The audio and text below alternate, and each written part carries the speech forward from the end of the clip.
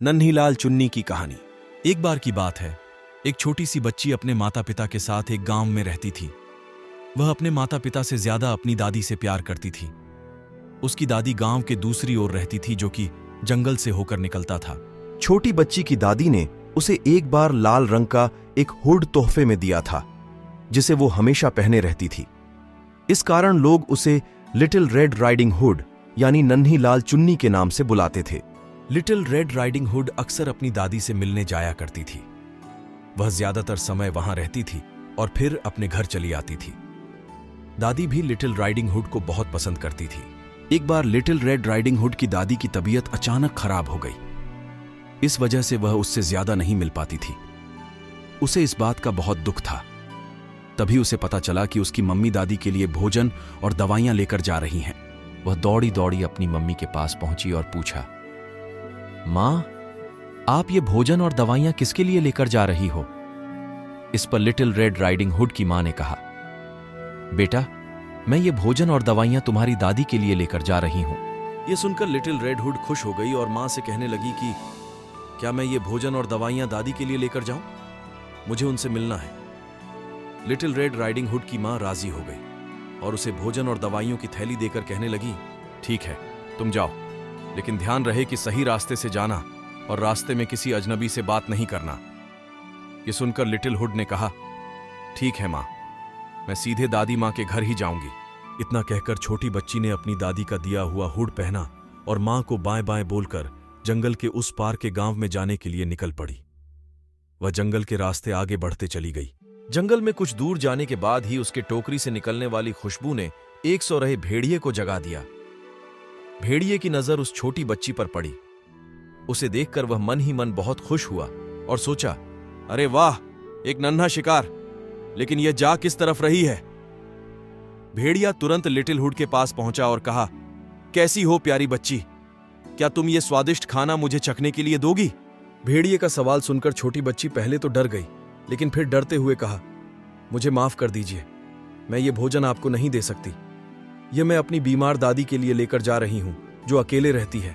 इसके बाद little red riding hood ने थोड़ा सोचा और अपनी थैली से एक सेब निकालकर भेड़िए को देते हुए कहा, आप ये खा लीजिए।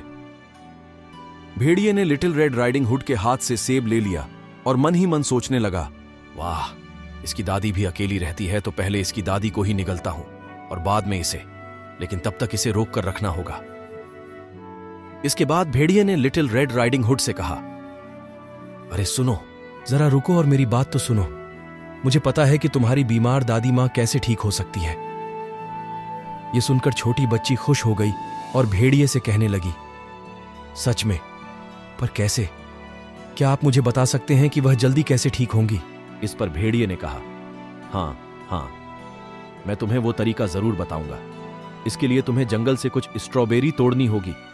इन स्ट्रॉबेरीज में जादुई शक्तियां हैं, जिसे खाते ही तुम्हारी दादी एकदम से ठीक हो जाएंगी।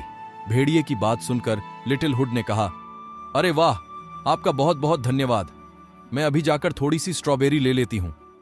इतना कहकर लिटिल हुड स्ट्रॉबेरी तोड़ने चली गई। दूसरी तरफ चालाक भेड़िए ने योजना बनाई कि पहले दादी मां के घर चलते हैं। दरअसल भेड़िए ने यह अच्छे से सोच लिया था कि वह सबसे पहले दादी मां को और फिर नन्ही लिटिल हुड को निगलेगा। इसके बाद भेड़िया दादी मां की घर की ओर चल पड़ा। दादी के घर पहुंचकर भेड़िए ने देखा कि वह पलंग पर आराम से सो रही है। वह जैसे ही घर में घुसा, दादी मां जग गई और भेड़िए को देखकर चौंक गई। उसने भेड़िए से पूछा कि तुम यहां क्यों आए हो? इस पर भेड़िए ने कहा, तुम्हें और तुम्हारी पोती को खाने। इसके बाद दादी मां ने उसे भगाने की कोशिश की, लेकिन भेड़िया नहीं माना और वह दादी मां को निगल गया। इधर लिटिल राइडिंग हुड स्ट्रॉबेरीज लेकर गाना गुनगुनाते हुए दादी के घर पहुंची। वहां पहुंचते ही उसने गेट खटखटाया और कहा, दादी, मैं आ गई, जल्दी से दरवाजा खोलो, मैं आपके लिए बहुत सारी चीजें लाई हूं। तभी घर के अंदर से आवाज आती है, मेरी बच्ची, दरवाजा खुला है, तुम सीधे घर में आ जाओ। यह आवाज सुनकर लिटिल हुड को थोड़ा आश्चर्य हुआ। दरअसल उसे अपनी दादी की आवाज बदली हुई लगी, लेकिन उसने सोचा कि शायद तबीयत खराब होने की वजह से उनकी आवाज बदल गई होगी। फिर उसने गेट खोला और घर में घुस गई। यहां उसने देखा कि कमरे में पूरा अंधेरा था। वह अपनी दादी को आवाज लगाने लगी, दादी, दादी, आप कहां हो और कमरे में इतना अंधेरा क्यों है? इस पर कमरे से आवाज आई, अरे मेरी बच्ची, मैं बहुत दिनों से बीमार हूं, इस वजह से मेरा शरीर बहुत कमजोर हो गया है। यह सुनकर लिटिल रेड अंदर आ गई। फिर उसने कहा, अच्छा, लेकिन आपके कान इतने बड़े कैसे हो गए हैं? पहले तो ये ऐसे नहीं थे। इस पर फिर से भेड़िए ने कहा, अरे मेरी बच्ची, मैं तुम्हारी बातों को अच्छी तरह से सुन पाऊं, इसलिए मैंने अपने कान बड़े करवा लिए हैं। इसके बाद लिटिल रेड राइडिंग हुड ने फिर पूछा, तो दादी आपकी आंखें कैसे इतनी बड़ी हो गई? इस पर दादी ने कहा, बेटा वो इसलिए ताकि मुझे तुम्हें देखने में परेशानी ना हो। इसके बाद फिर से लिटिल हुड ने पूछा, अच्छा, तो फिर ये हाथ ये क्यों इतने लंबे हो गए? इस पर दादी ने कहा, ये हाथ तुम्हें गले लगाने के लिए लंबे हुए हैं। फिर उसने पूछा, तो आपके दांत वो इतने लंबे कैसे हो गए? इस सवाल के जवाब पर भेड़िया उसके सामने आ गया और कहने लगा, ताकि मैं तुम्हें अपना शिकार बना सकूं। इतना कहते ही भेड़िया लिटिल राइडिंग हुड की तरफ कूद पड़ा और दादी की तरह उसे भी निगल गया। इसके बाद दुष्ट भेड़िया दादी की पलंग पर सो गया और जोर जोर से खर्राटे मारने लगा। तभी एक लकड़हारा दादी मां के घर के पास से गुजर रहा था, जहां उसे जोर जोर से खर्राटे की आवाज सुनाई दी, जिसे सुनकर वह रुक गया। उसने देखा कि खर्राटे की आवाज दादी मां के घर से ही आ रही थी। वह घर के अंदर घुस गया। यहां उसने देखा कि दुष्ट भेड़िया दादी मां के पलंग पर सोया हुआ था। वह समझ गया कि दादी मां को भेड़िए ने निगल लिया है। लकड़हारे ने तुरंत दुष्ट भेड़िए को सबक सिखाने की तरकीब सोची। वह कैंची ले आया और भेड़िया का पेट काटकर दादी मां और लिटिल हुड को सुरक्षित बाहर निकाल लिया। इसके बाद लकड़हारे ने तुरंत दुष्ट भेड़िए के पेट में बड़ा सा पत्थर डाल दिया और दादी मां ने उसका पेट सिल दिया। भेड़िए के पेट से बाहर निकलते ही नन्ही लाल चुन्नी ने सबसे पहले अपनी दादी मां से पूछा, दादी मां, आप ठीक तो है ना?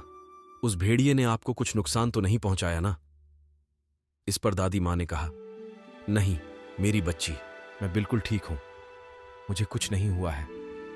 इसके बाद दादी मां, नन्ही लिटिल हुड और लकड़हारा तीनों घर के दरवाजे के पीछे छिपकर दुष्ट भेड़िए के नींद से जागने का इंतजार करने लगे। कुछ देर बाद भेड़िया नींद से जागा तो उसे महसूस हुआ कि उसका पेट काफी भारी है। उसने सोचा कि शायद उसने दादी मां और लिटिल हुड को निगला है, इस कारण उसका पेट भारी हो गया है। इसके बाद वह नदी किनारे पानी पीने के लिए निकल गया। जैसे ही भेड़िया पानी पीने के लिए नदी किनारे नीचे झुका, वह नदी में ही जा गिरा। इसके बाद दादी मां, लिटिल हुड और लकड़हारा बहुत खुश हुए और वापस अपने घर की ओर चल पड़े। घर पहुंचकर लिटिल हुड ने अपनी दादी मां से वादा किया कि वह आगे से कभी भी किसी अजनबी से बात नहीं करेगी, और साथ ही उसने अपनी और दादी मां की जान बचाने के लिए लकड़हारे को शुक्रिया कहा। फिर तीनों ने एक साथ हंसी खुशी पूरा दिन बिताया और मजे से बैठकर चॉकलेट केक खाया। कहानी से सीख, हमें हमेशा बड़ों की बात माननी चाहिए और अजनबी लोगों पर कभी भरोसा नहीं करना चाहिए। ऐसा नहीं करने से हमें परेशानियों का सामना करना पड़ सकता है।